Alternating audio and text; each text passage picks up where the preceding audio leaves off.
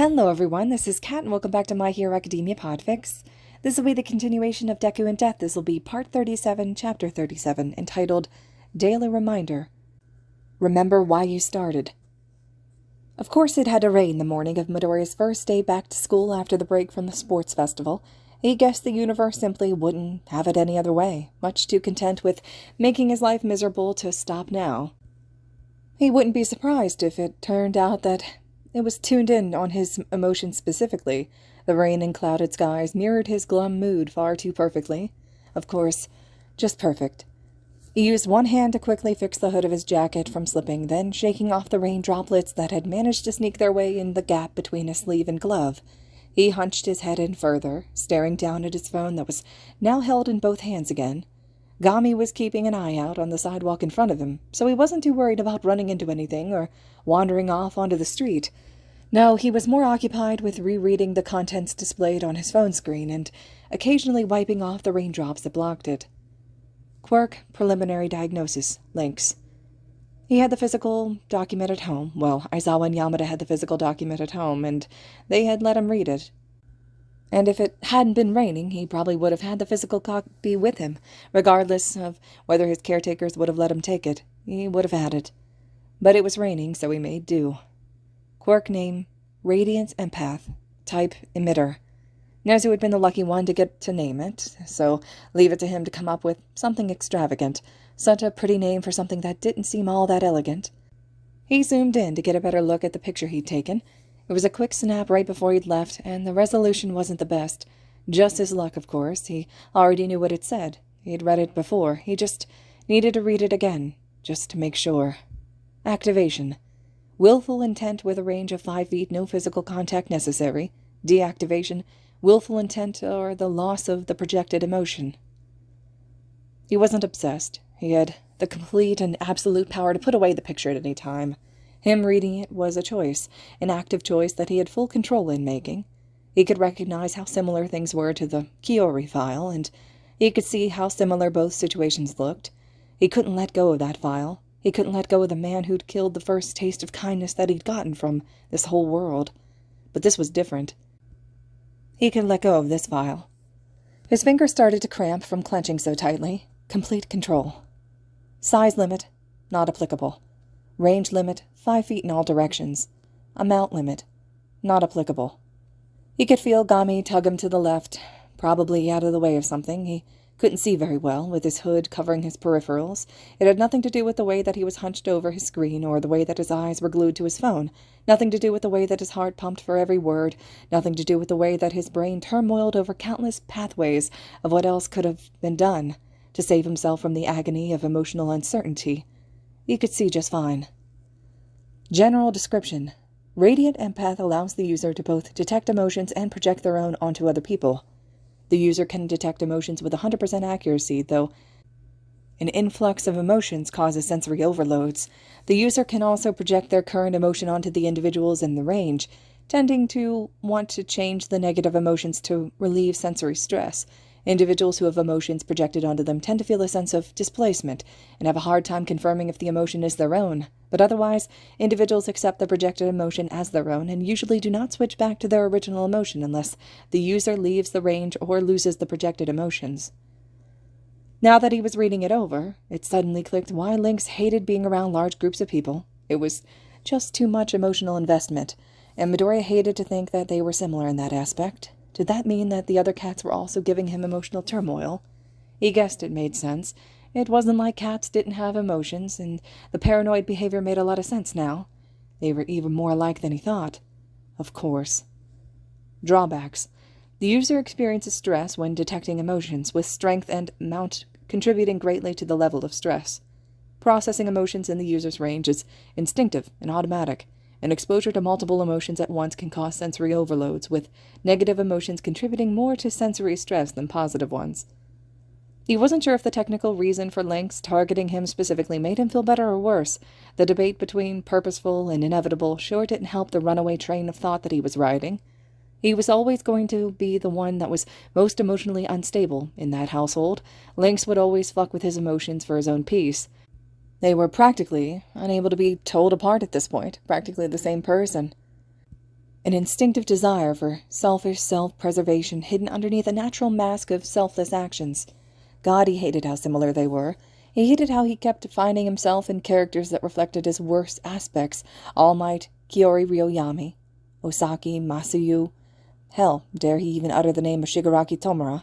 And now Lynx. Now that stupid little cat was hell-bent on screwing with him just because he couldn't live with the fact that he would always be an emotional wreck, couldn't live with someone like him. He fumbled with his phone, crudely stuffing it into his pocket to avoid almost dropping it. As much as he tried to fake otherwise, he would always be like this. His shoulders sank. Was it just him, or was this rain cloud following him around? "Hey!" Startled, he looked around. Was he being called?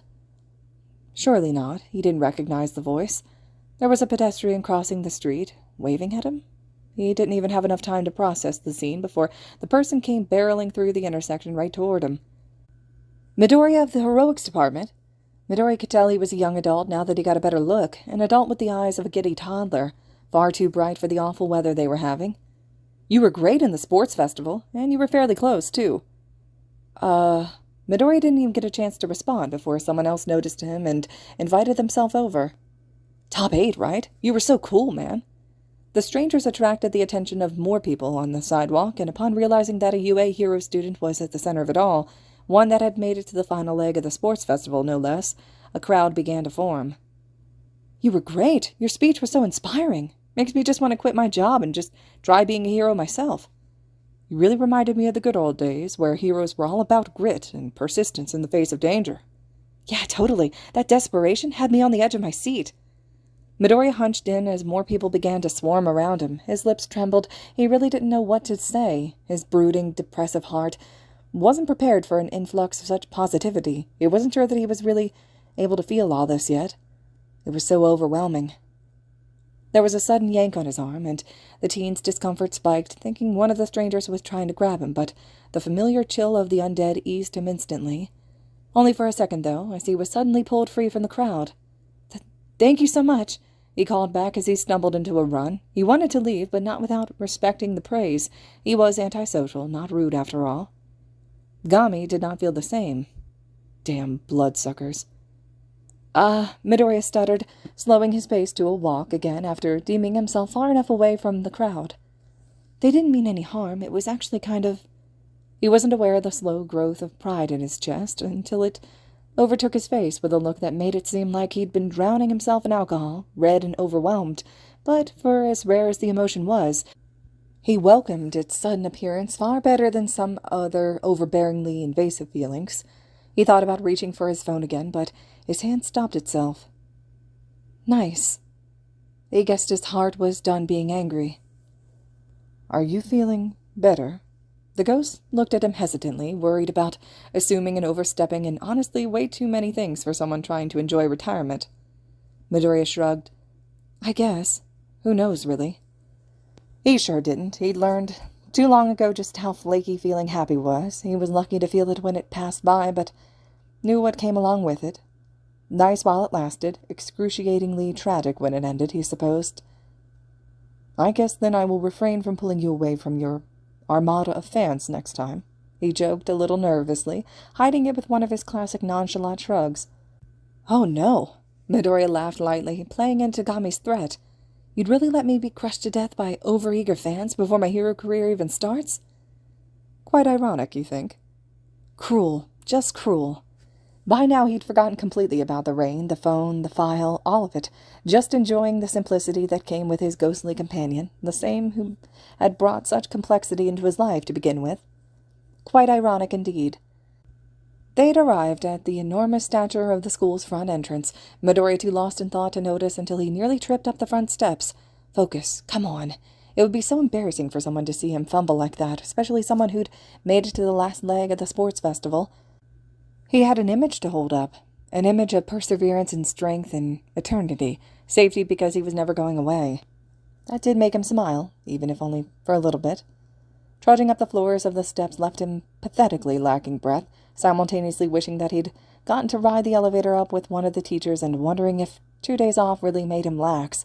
Still, he made it to his classroom door, trying to recall if it somehow got bigger than before. His mind was just all over the place, and as much as he appreciated a good day off or two, he didn't appreciate how much those kinds of days made him think. He sighed as he slid the door open. Well, at least, maybe now he'd have the peace and quiet to sort through the mess of his thought. Ida! Midoriya half-stuttered, half-screeched at the sight of his friend, not expecting anyone to have beaten him here, though what really unnerved him wasn't the immediate shock, but rather the slow unease of how he stood blankly by the window, turning toward him with a rather ominous aura, until he realized who he was speaking to. "Ah, Midori, it seems I beat you here," Ida replied back to him, unnaturally calmly for the way that the conversation started. "I hope your break was enjoyable." Well, it was." His thoughts were a mess, stretched between what had happened in the past few days and the underlying stress of his abilities, worrying for the people that he cared about. Things never seemed to get easier. What he wouldn't give for just one day of nothing at all. "But what about your brother? Is he all right?" But Ida waved him off, cutting him off dismissively. "If you're worried about my brother, there's no need." But then he stared hard into him, flashing a smile that didn't quite reach his eyes. "I'm sorry for causing you unnecessary concern." Ida then went back to looking out the window, Midoriya able to see his empty reflection just off to the side, still able to see that look in his eyes. And maybe it was simply the way the overhead light had bounced harshly off the glass, or the way that the dark rain clouds had drew curtains over the atmosphere. But Midoriya hated that look in his eye. It reminded him too much of, "Are we just going to stand here, or—" He scoffed under his breath, nearly forgetting Ida was still with him. But he did move after that, slumping down into his desk, into his head, too. He didn't bother taking off his jacket, letting the chill of the air conditioning dry it for him as he sat and thought about a lot of things. "His brother is still alive, correct?" Gami did not take his gaze off the other boy.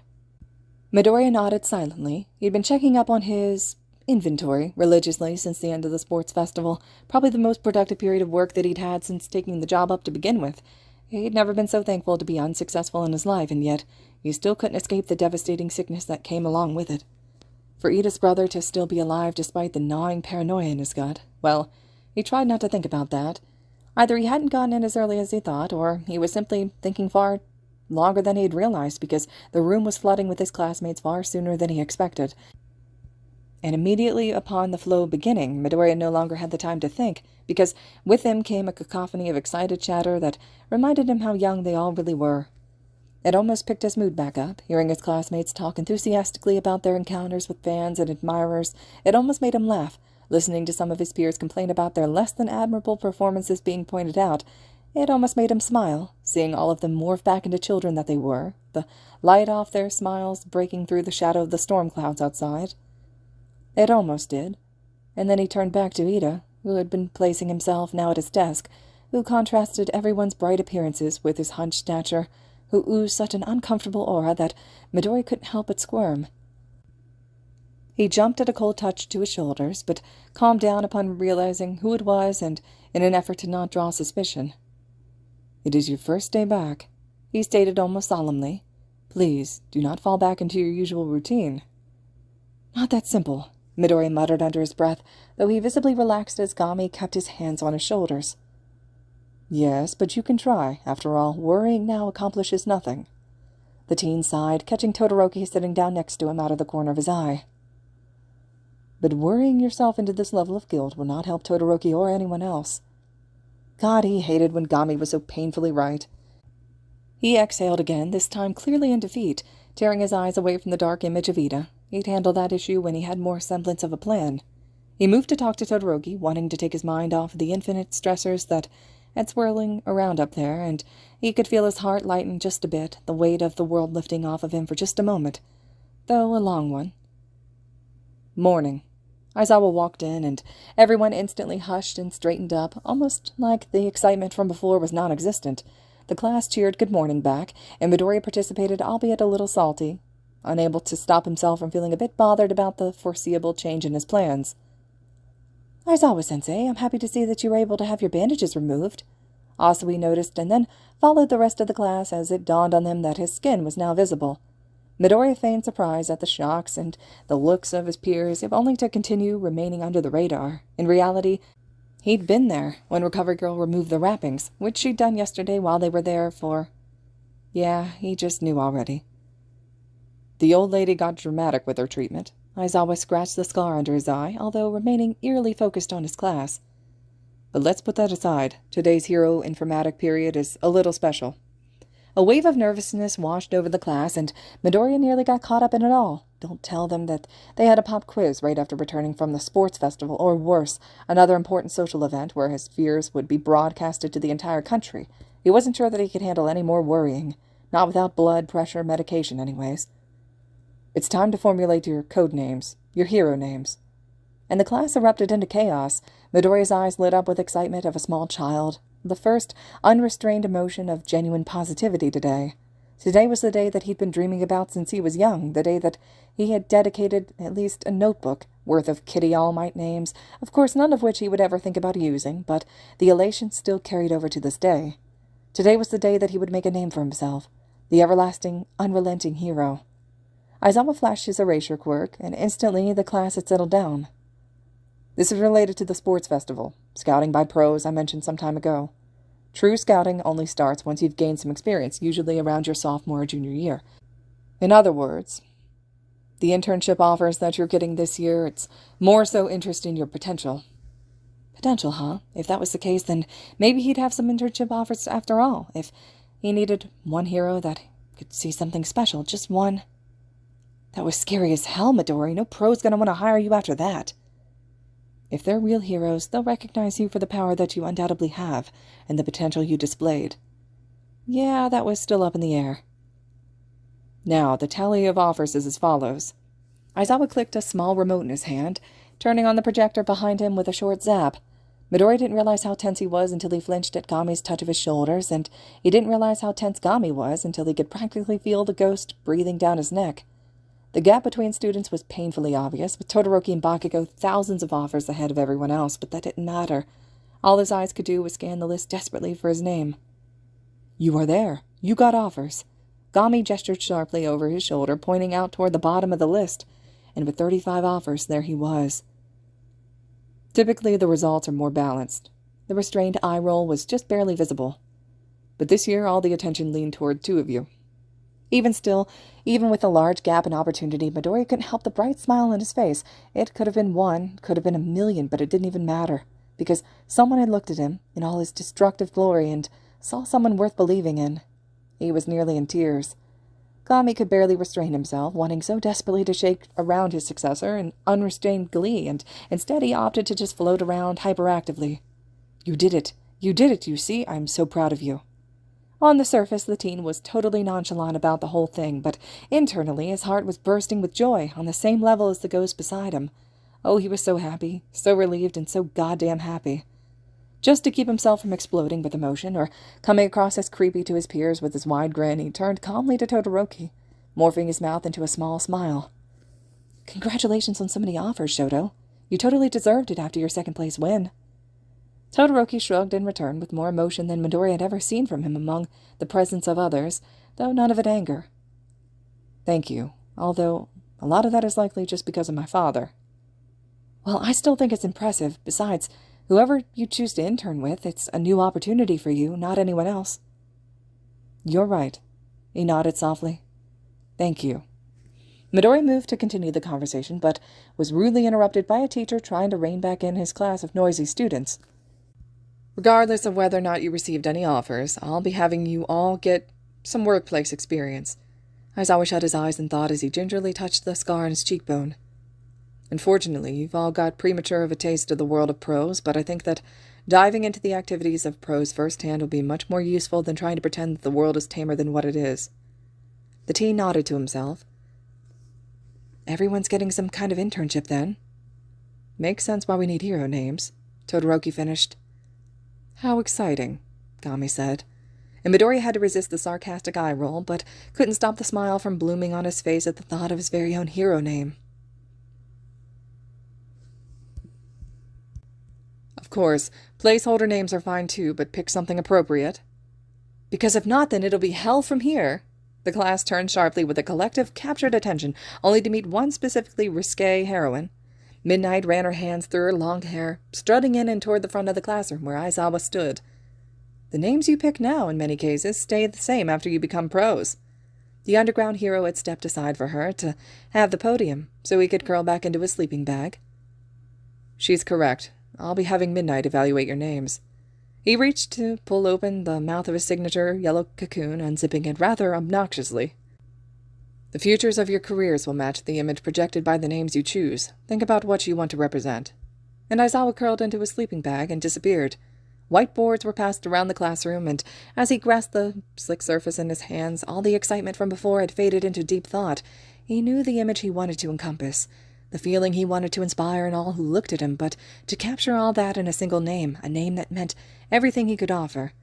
He was suddenly a lot more hesitant about this whole thing. Don't tell me you have cold feet now. Gami stared over his shoulder at the blank board. Midori grunted a little bit of shame, and he was still no closer to a name that embodied everything he wanted to represent. An eternal, unbreakable hero.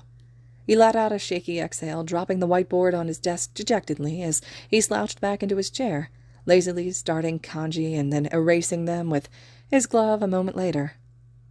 All right, Midnight announced. Anyone ready to present their name to the class can come on up. Midori paled. They were doing this in front of everyone? His mouth dried up faster than a desert at high noon. He couldn't. Thankfully, he didn't have to, as Aoyama volunteered himself as tribute. Walking up to the front with his board in tow, he took a moment to pause, filling the air with dramatic silence much like himself, before holding his whiteboard with his name high above his head. The sparkling hero, he winked at the crowd. I cannot stop twinkling. Gami stuttered in disbelief. That is a whole sentence. Despite that sentiment being echoed by the rest of the class, Midnight seemed to be fully in support, and almost like she was in a daze, Aoyama walked away somehow with the name Can't Stop Twinkling. The very goofy first example dulled down the stress of most of the class. Ashido had tried her hand at a name, but was shot down immediately for the violent implications that came with a name like Alien Queen. Asui raised her hand sheepishly, asking if she could present next. Waddling up with wide-eyed stares, she flipped around her board, revealing her bubbly lettering that screamed of an air of peace. I've known since elementary school what name I'd be. She looked down at her board with a small smile. The rainy season hero, Froppy. Midnight clapped her hands together proudly. That's adorable. It's got a nice and friendly feel. Midori couldn't look away from his froggy classmate as she returned to her desk. Her name was friendly, sweet, endearing, absolutely unassuming to the world around her. It was childish, it was trusting. He wanted people to trust him like they would inevitably trust her. But who would trust such a destructive force like him?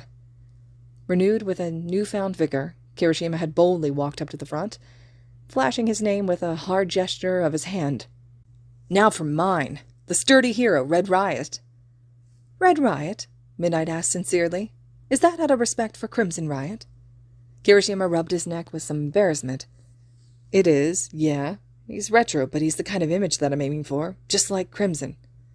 Image. Midori knew some of Crimson Riot, but if he was anything like Kirishima's role model, he had to be strong, unbreakable even. A name of that stature would embody inevitable confidence, a kind of safety akin to the presence of All Might. It probed people to feel safe in its company, to know that everything would be okay. He wanted people to see him and know that everything would turn out all right, just as they would certainly see him. But what kind of confidence could he inspire? The mood Asui and Kirishima brought hit the room like a truck, and soon everyone was up and sharing names of coolness, cuteness, and everything in between. Midori found himself content just sitting there listening to the promise his classmates had, bathing in the potential that they offered to the world through their names alone. Earphone Jack, Cellophane, even Pinky. He felt so proud to be surrounded with a group, and yet he could do little but wipe off marker scribbles and any confidence he had left. And then Todoroki stood up from beside him and walked silently up to the podium. He made no grand announcement as he flipped around his whiteboard, revealing just his first name written plainly on it. Shoto. What? Just your name? Midnight yelped. Are you sure? With such an air of certainty, he nodded. Someone gave this name new meaning. There's no better choice. Gami nudged him knowingly, and Midori simply rolled his eyes, far too deep in his own thoughts to play around. Meaning. There was a certain layer of that which went beyond just image. A name could represent one thing to the public, but still mean something far deeper, far more personal. That level of vulnerability, did he want that? Did he want his name to hide a more intimate part of him, just as he did to the world? No one else would know. That meaning would only serve to aid him in a time of doubt. A surge of classmates followed, cute names like Anima, cool names like Tsukiyomi, rejected names like King Explosion Murder, even the sweetly sentimental masterpiece that was Uraraka's Uravity. Midori was inspired, doubtful but inspired. A name meant so much, he couldn't afford to screw it up. The pool narrowed down. He knew that he was one of the last few to be up in the air. If anything, the time crunch just added more pressure on the overall decision. His board was still blank, his marker hovering over it shakily.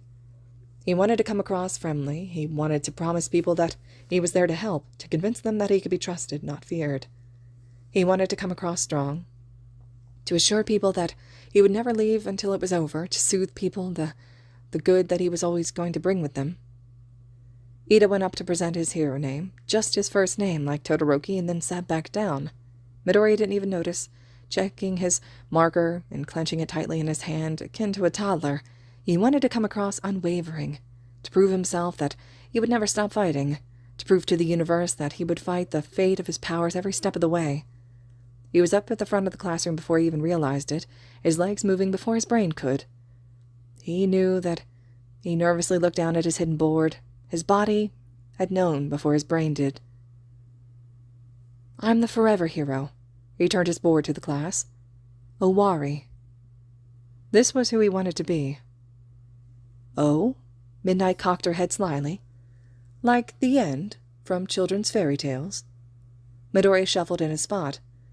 Well, I know that with my quirk, it won't be easy for people to trust me. It might take an extra level of convincing just to prove that I truly mean no harm. That was scary as hell, Midori. No one's ever going to want to hire you after that. But for the people who give me a chance, I want them to see me and know that I'll bring a good ending. A happy ending, just like fairy tales. He looked up and met eyes with Gami, who was staring him dead on from his desk, swelling his heart with newfound confidence. I want people to know that I'll fight forever for that ending if I have to. He would fight until the ends of the earth, until death and then beyond. That's definitely not the name I would have pegged you for, I'll be honest. The heroine admitted, the first of the class to utter a sound. It's a lot of reputation to live up to. Are you sure you want to carry that? Midori didn't even hesitate. I've known that my whole life. That was the easy part. It just wasn't until today that he managed to put it into words. He stood awkwardly, suffocating in the prolonged silence of his peers. The rest of his classmates had all gotten cheers and claps at their name announcements. Was his name not good? He didn't think it was dumb, but maybe he just didn't have good taste. But regardless of his supposed biases, he didn't think it was that bad to warrant this kind of reaction or lack thereof. He nearly jumped out of his skin at the scrape of a chair, lifting his nervous eyes to see his bubbly brunette friend standing up from her seat. She stared into him, into his soul, before flashing her signature blinding smile. I think that's really admirable, Midori. She pumped her fist with the same spirit as a sports festival plea. And I know you'll be a great hero. You'll have me in your corner all the way. Asui pressed a finger to her cheek. I like it. It's a cute name, friendly just like you. Ah, Midori, you're so manly. Kirishima bumped his own fist together roughly. Let's be unbreakable together. The applause picked up, and soon chatter had filled the room, smiles and laughter, and up-pointed thumbs as far as the eye could see, all echoing the same sentiments as his friends had, and Midori stood there basking in it all like a lion on Pride Rock. It swelled in his head, it swelled in his heart to know that the people most important to him believed so truly, so unequivocally, in his dream without even a second of thought or a moment of hesitation. Even Todoroki sent him a supportive nod, the smile visible in his glistening, heterochromatic eyes. It meant the absolute world to him. Midori gripped the whiteboard a little tighter, holding on to his new identity like a lifeline. His gaze trailed back to his mentor, noting the sincere way that he practically shook with pride for him, all while doing his best not to knock over any items in his movements.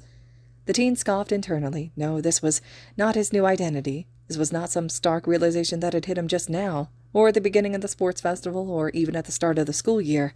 He thought back to the time that he spent yanking Ishihara back from a barreling car. He thought back to a time that he spent carrying Uraraka away from a rampaging zero-pointer. He thought back to the time that he spent spitting blood to protect Asui and Aizawa from a mindless Nomu and a bloodthirsty villain leader. He thought back to the time he spent understanding Kiori Ryoyami, and the time he spent forgiving Kiori Ryodai. This was who he'd been all along. He just needed to put it into words. Midori looked down at his whiteboard again, reading over the bold strokes of his kanji and the confident size of his writing, all the while his marker was looping effortlessly to capture all that he'd been experiencing over the last 11 years of his life. And on the name Owari, the forever hero, he swore that this was who he'd be for the rest of his life. The rest of Midoriya's classes were far less entertaining, though he really did try to stay focused, but with a list of his 35 internship opportunities, it was hard not to flip through them when he should have been paying attention. He was a little ashamed to say that he wasn't all too familiar with most of the heroes on the list. He recognized some small-name heroes only because he'd roamed around hero chat sites in his free time, but he really only knew their names. So much for his fanboy knowledge, and he thought that knowing who Eraserhead was before he introduced himself was impressive. He was by no means ungrateful for the fact that he did have some personal offers. 35 was nothing to scoff at, but a part of him kind of wished that he found a name that he recognized on the list. Maybe it was out of a desire to feel validated by someone he admired, a famous hero. Maybe it was out of the need to erase the self-doubt that was brewing in his gut, the fact that no famous hero saw any potential in him. Midori shook that thought from his head as fast as it came. That wasn't the way he wanted to think about this. This was an opportunity for him to grow and improve, a victory within itself, for 35 qualified heroes to think that he was worth it. It didn't serve to be tainted by his own insecurities. The internship was more about the opportunity for improvement rather than the name recognition, but at the same time he wasn't sure what he wanted to focus on. His powers worked best in an urban environment, so he could at least narrow down location. At a glance, he was definitely combat-oriented, with his scythe and his deadly touch, but his decay would work well with rescue. He also had a lot of potential for info-gathering. Gami was a great recon asset, and his premonitions, while their timing was unreliable, had helped him save countless lives already. Although neither of those things he could really reveal freely to another hero if he was to try an information-based internship. Ugh, why was this so complicated? Well, skill-wise, wherever he went, he needed to figure out how to utilize his blast without hurting himself. That was his next step. He fluffed his list, straightening out the paper. Maybe someone on here could help him with that. The lunch bell startled him out of his thoughts, but he made no effort to get up right away. He sighed in dismay, reaching behind him for his newest notebook from his backpack, and maybe hashing out logically would help him to come to a decision. It always seemed to work for him before. "You truly think that you can get all that done in 2 days?" Gami genuinely asked, pointing down at the list of names and then at the notebook. "Well, not with that attitude," Midori replied snarkily under his breath before getting serious. "But I have to try. I can't afford to screw this up." "Screw what up?" Startled, Midori looked up from his writings to see Uraraka standing over him. He cursed to himself. He really needed to pay better attention to his surroundings. He was getting really careless with his interactions with Gami, and it was going to end up troublesome one of these days. Regardless, he held up the list of offers to show his friend. "I just want to pick the best internship for my skills right now, and I'm a little worried since I don't really know any of the heroes on my list." "Ah, so that's what all this is for?" She gestured to the list, his open notebook filled with messy notes and the article on his phone. "Well, I'm sure whoever you end up with will help you somewhere along in your current progress. I don't think it's possible to intern somewhere that doesn't help you." Midoriya shrugged.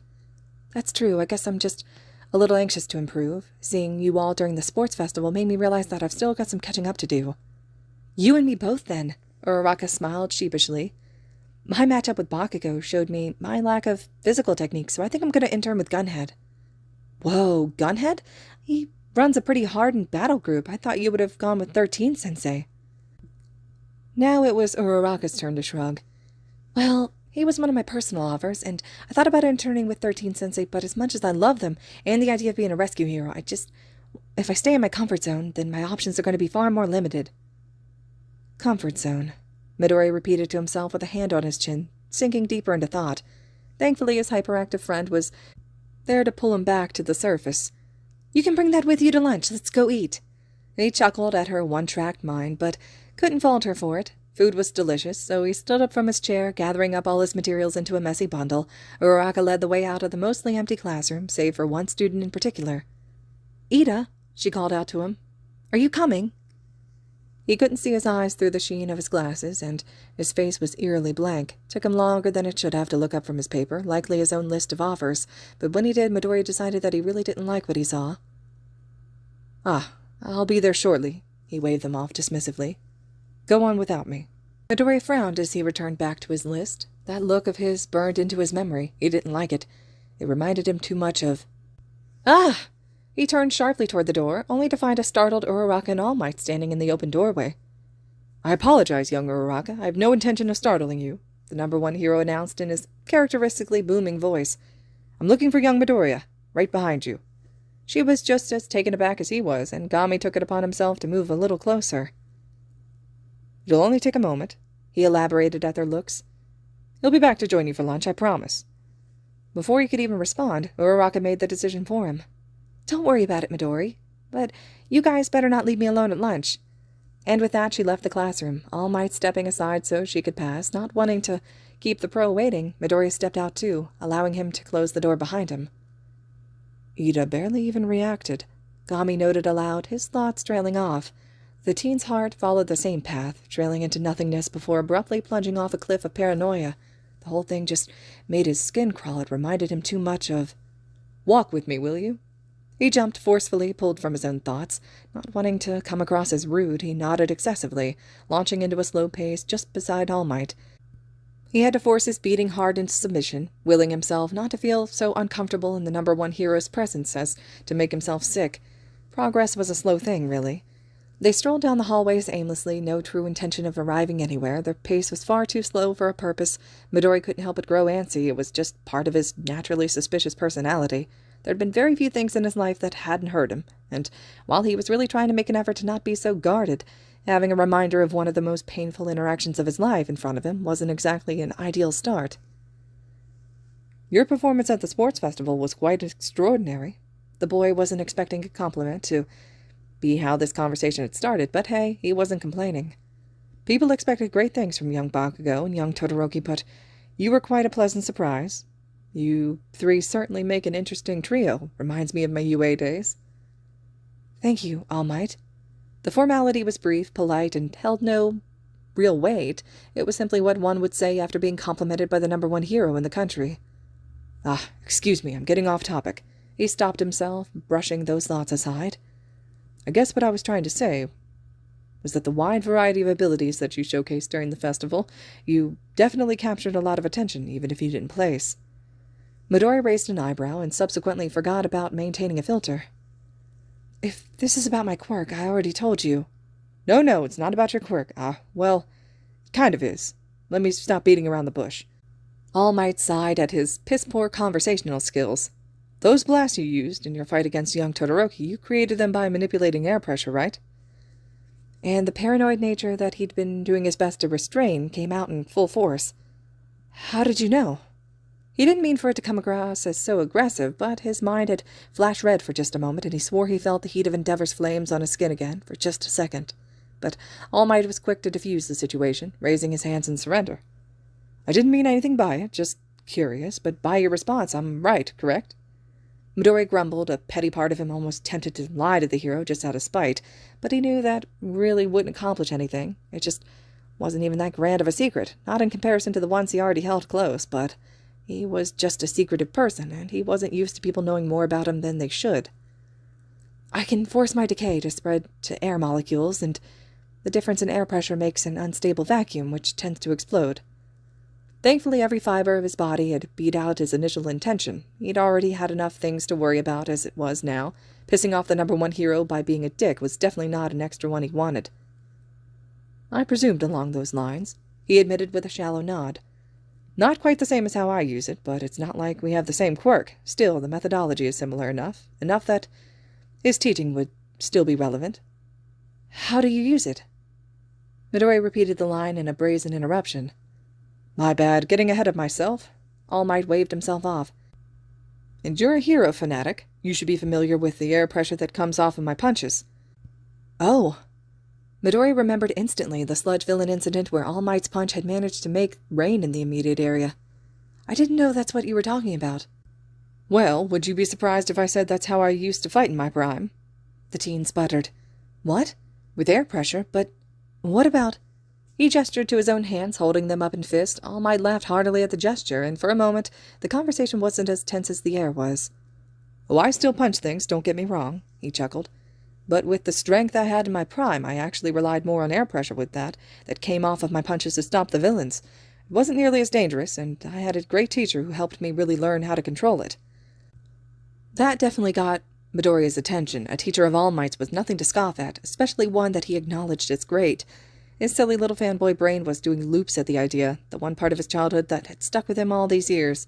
Plus, the idea of control sounded very nice to the struggles that he was having trying to master his newfound technique. You might have heard of him, though he only taught at UA for a year. His name is Gran Torino. Midoriya found himself tracing the name on his lips silently in awe, but nonetheless, the name wasn't familiar to him, so he shook his head. All Might shrugged half-heartedly, not really surprised. I figured as much. He's been retired for a while now. Even I can't remember how many years it's been. Now, as calm as the conversation had grown, and as much as the fanatic in him was enjoying it, the paranoid mess he'd always been was still his dominant trait, and since his relationship with the #1 hero was still quite rocky, that paranoid mess couldn't figure out. "Why are you telling me all this?" the teen asked all of a sudden. All Might stopped walking, looking to his side where Midoriya now was. He stared into him for a moment, almost like he was trying to see something in him, something that would convince him to admit, or not to. Whatever it was, he found it, or he didn't, as he reached into his pocket and pulled out a slip of folded-up paper. "Another internship offer came in for you, a little late, but we still let it through. Imagine my surprise when I saw it was from my old teacher, who I haven't heard from since he was retired." Midoriya's heart stopped, and if Gami, who had been passively listening the whole time, had a heart, his would have too. "I can only presume that he saw your class on the broadcast of the sports festival and came to the same conclusion that I did," the hero continued, waving around the paper as he talked.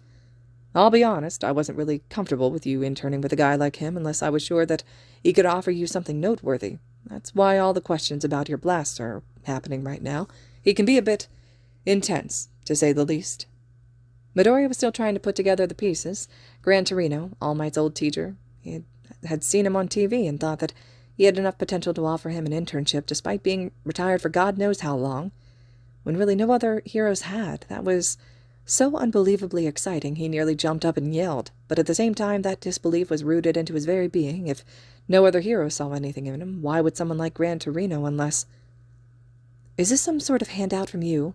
he snapped, much like a small puppy, but his teeth were still there. "Because I don't want an internship if you told him that he should offer me one." Seeing the parallels, All Might shook his head adamantly. No, nothing like that, I told you. Haven't spoken to him since he retired." Midoriya gave him a look, but otherwise bit back an unnecessary comment. All Might took it as him believing him, or the relative equivalent. "There's really no obligation for you to take this offer over any of your others. I'm sure the other 35 heroes are more than qualified to provide you a well-rounded internship." But by his stance alone, something in the #1 hero didn't quite believe that, or maybe was at least less inclined to want to believe it. Surprisingly, Midoriya made no move to fight the claim, despite that observation, and All Might seemed to understand that. "But, and this might be a bit selfish of me, but I give you this offer in high regard." He finally held out the paper in an extended hand, folded ruffles flapping ever so slightly. "I've wanted to find a way to pay you back for everything. I don't think I can, but if I can do at least something to help further your progress, I would recommend Gran Torino to you, as extreme as he might be." Midoriya did reach out to take it, but his hand had stuttered, as his heart did. He peered up at the #1 hero, unsure, and despite his less-than-ideal attitude throughout the conversation, All Might made no move to fault him for it, instead pressing the paper gently into his hand until the boy's fingers finally curled around it. The pro-hero stepped back once he was sure that the other wouldn't drop it, and sent him a lackluster smile unworthy of his buff skin. "Just think about it." All Might gave a half-hearted wave as he turned around to leave in the opposite direction. He muttered something about joining Uraraka in lunch before turning the corner and disappearing, leaving Midoriya with too many conflicting feelings, a hell of a lot of questions, and a name.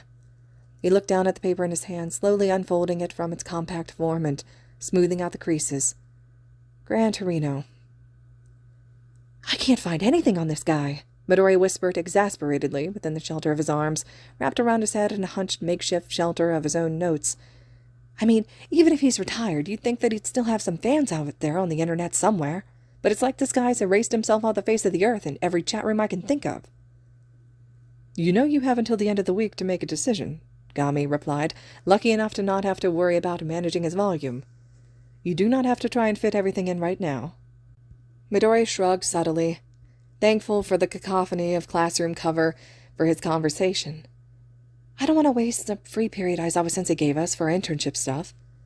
The teen shifted a little to allow the ghost to look at his progress, and for once, Gami found himself thankfully transparent as to peek through the successor's arm.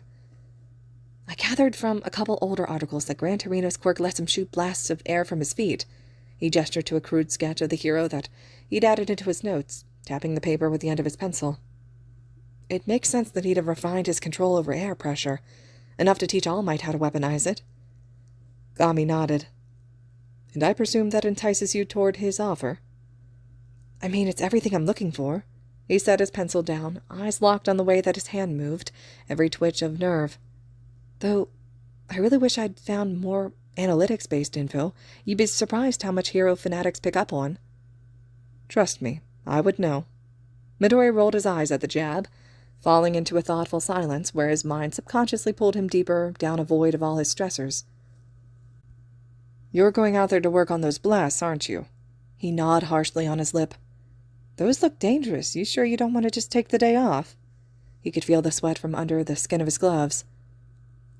Would you be upset if I ended up taking Gran Torino's offer? Gami jumped up, shooting his half-merged form over Midori's arm. Me? Why would I be upset? I just thought, well, you don't really like All Might. He trailed off quietly, twiddling his fingers. I guess that is true, he admitted half-heartedly. But that is only because he hurt you before. You are better than me. I would have never let that man back into my life, but you seem intent on offering him a second chance. The ghost leaned into more of a relaxed position. I will always respect your wishes. Gami threw his arms behind his head, like he was lying in a beach chair. Besides, if I were to be upset, that would imply that I believe that All Might was behind Gran Torino's sudden offer, and that would not be a great way to support your newfound trust in him. But of course, Midoriya's paranoid nature only latched onto one part of the whole speech. You think All Might lied to me? Finally tasting the seriousness of the conversation, Gami sat up straight from his reclined rest. Do you want the honest answer? Always. Well, I do really want to say yes, just to spite the man. He sighed in disappointment. But truly no. I do not think that he arranged any of this. I think it was pure coincidence, and he merely saw it as a starting ground toward repairing your shared relationship. The teen hummed in reply, still with conflict in his eyes and hesitance in his hands. Gami wrapped behind him in a comforting sweep of cold air as his ghostly presence always brought, and the shiver of his spine was never a sense of danger, but rather a sign of peace that he would always have. Regardless of where you choose to go, remember this is all merely a new opportunity. This is what you told Todoroki, is it not? He ran a bony hand through his green locks, something he did out of habit. I only want the best for you, and you should as well. If Gran Torino is what feels best, I will support you as I always have. That made Midoriya smile warmly, and such a contrast to the chilly touch at his scalp. He fingered the pages of his notebook for another moment, before closing it gently, trapping the list of his offers and the singular internship between his notes. I think I'll take a break for now. Good, you have been at that since this morning. He leaned back slightly in his chair, eyes gazing over the sea of all his classmates. Papers were waving in the air, pencils pointing. Some of his more exaggerated friends were out of their seats, peering over their list of offers, and others were sharing in the excitement. Some of his more reserved friends did as he had, keeping themselves hunched over their own list and debating the options in their heads. And just for a moment it was like all the stress in the world didn't exist anymore. Like the USJ hadn't gone down as it did, like the hero killer hadn't killed as he did. Like Todoroki and Ryodai and Bakugo hadn't wanted him dead as they did. Like maybe he wasn't cursed as he was. He and his classmates had just gotten to show off their skills to the country, and now the hero world recognized how talented they all were. Here they were being scouted out by some of the most famous heroes around the country for a week-long internship experience, a chance to see the hero world firsthand. Here he was, with an offer from the teacher of the #1 hero in the country right at his hands, and by God, for once, it felt like maybe everything would finally start going right. His thoughts were interrupted by the sudden shrill of a dismissal bell, bringing everyone out of their internship headspace. Of course. Midoriya shrugged. Oh well, break was nice while it lasted. The teen packed up his notes, shuffling it together into an organized mess and stuffing it all in his backpack, careful enough not to bend or crinkle any papers. He moved slowly and methodically, and allowed everyone else to exit and flow out of the classroom before him, even the slower moving of his peers like Todoroki and sometimes Bakugo. It was just easier for no one to see where he walked off to than have to explain it to Uraraka or Ida or Bakugo or anyone else who was way too damn observant for their own good. Speaking of Ida, he wasn't usually one to lag around after class ended, but he seemed especially slow today, not bothering to walk with Uraraka to the train as he usually did. Midori bit his lip and filed away the observation for a later date that he hoped would never come. He swung his backpack over one shoulder and was the last to push in his chair. Walking to the front of the classroom, he gave one last glance at Aizawa, who was rolling up his sleeping bag after yet another nap. They met eyes for a moment, just as Midoriya reached out to open the door, and he noticed a rare smile of soft pride. "Everything worked out, huh?" The boy smiled back at him, instinctively gripping his backpack strap, reaching unconsciously for the opportunities that he'd stored away just before. Yeah, it did." Aizawa stuffed away the puffy yellow sack. "Never doubted that for a second. I'll see you back at home in a bit." Midoriya nodded, stepped through the doorway, and closed the door behind him, all without being able to wipe the happy smile from his face. He nearly started skipping down the halls, an unnatural pep in his step that he wasn't all that used to having. It felt nice. He could get used to it. "Look at you. I have not seen this little ball of sunshine since you were young." The teen scoffed lightly, curbing his leaking excitement. "What are you, a middle-aged dad?" "Am I not allowed to be proud of you?" Gami flared dramatically, raising a hand to shield his eyes. "What a day it has been." Yeah, really. What a day indeed. Midori turned a corner with the stairs to the floors below just in sight and picked up the pace. The faster he got home, the faster that he'd be able to jump back into his notes. He spent most of his free time today looking into Gran Torino and barely touched the list of names that he'd received earlier. "Well, I think I fleshed out 3 of the heroes on my list," he thought aloud, tapping at his chin.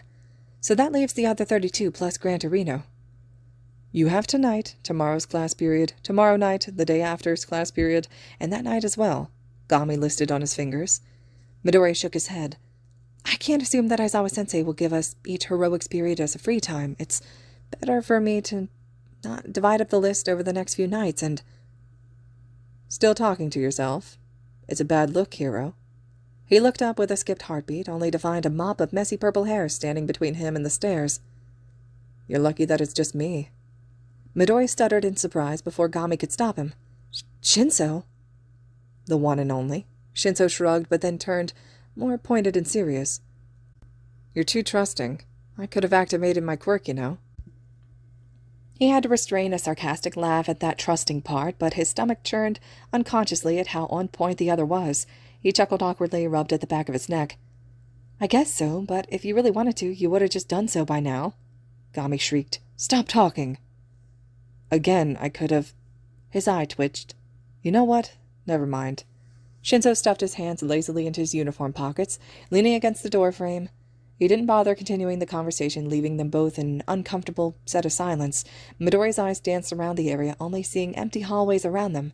He debated trying to walk away for a different staircase, but his feet were firmly rooted to the ground under the half-lidded stare of the other. I wanted to apologize."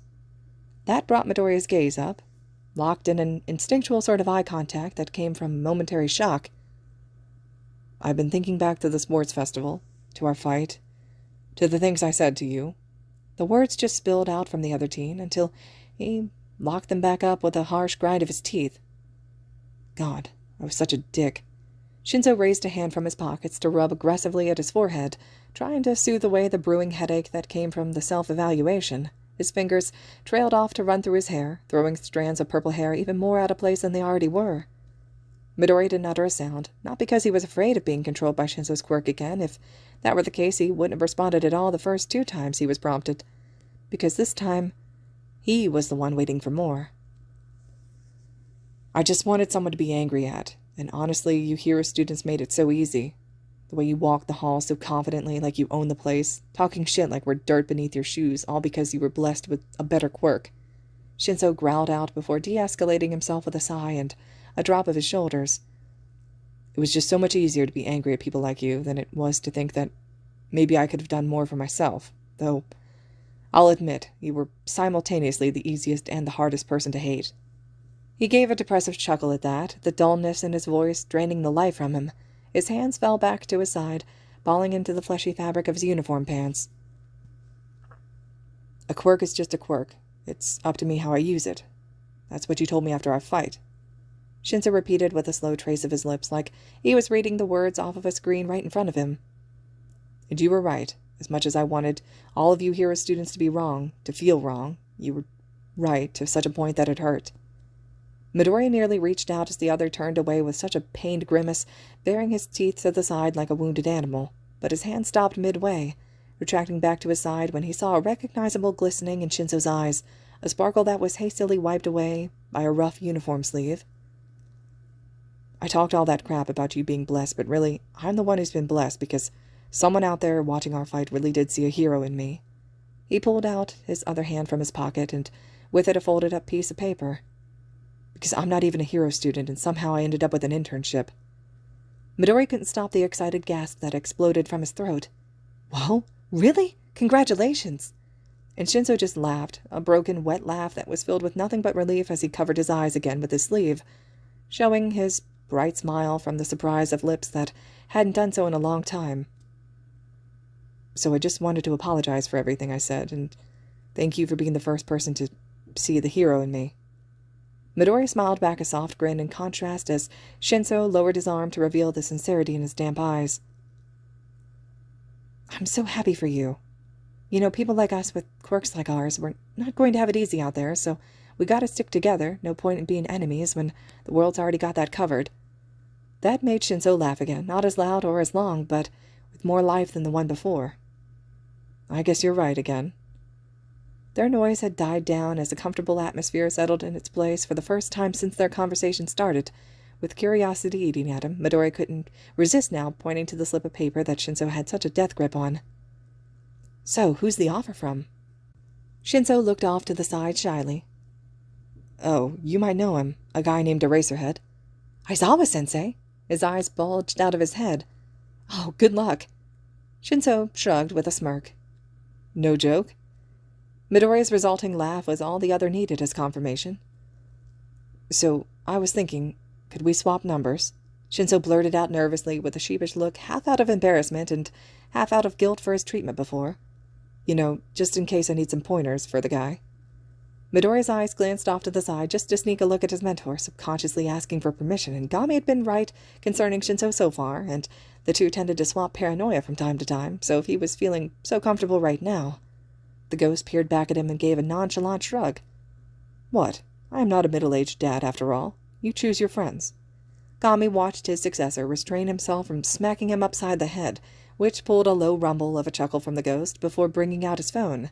The two swapped numbers, and Gami watched over Midori's shoulder like a proud parent as he made a new addition to his contacts. Thanks.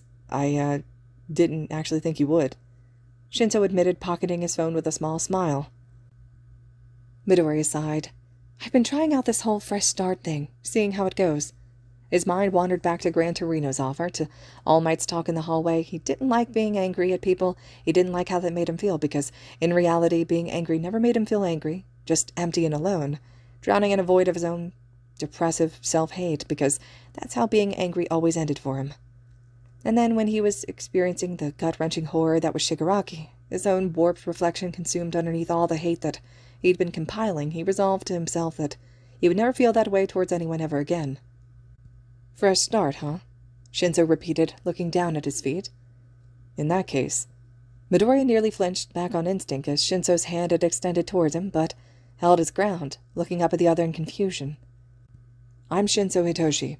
He held open his hand. And you are?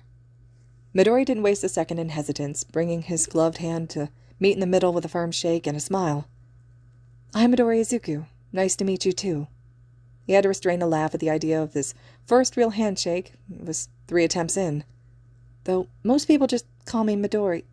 The words got caught in his throat as a sudden wave washed over his body, sending him reeling back under his own skin. Midori found himself looking through his eyes as if they weren't his own, held back by his own bones. He tried to speak, but nothing would move the way he wanted to. Gami noticed immediately and swirled in front of his successor protectively, prepared to hit him from the quirk's control if necessary, hunched and growling like a rabid animal. He was tempted to free him right away, but restrained by the thought that He would put Midori in an infinitely more difficult position if he did. Shinso would certainly notice if Midori were to suddenly be freed without any visible outside help. Shinso took a step toward Midoriya's frozen body, looking him right in the eye with a coy smirk, crossing his arms with a smuggish air. "I told you before, hero. Can't be trusting me so easily," Shinso scoffed, still with a smile plastered on his face, before turning to walk away. "You said it yourself. We gotta look out for each other, so consider this your first lesson." And Shinso walked off, stuffing his hands into his pocket. With a chuckle, Midoriya tried to follow his fleeting form with frozen eyes, and just as that signature purple hair got out of sight, control was returned to his body. Gami circled around him confused, not having bumped him to free him, but he followed his successor's stare and his smile to the fading Shinso. "See you around, Midori." Midori waved back to him. "See you, Shinso." He froze again for a split second and was subsequently released.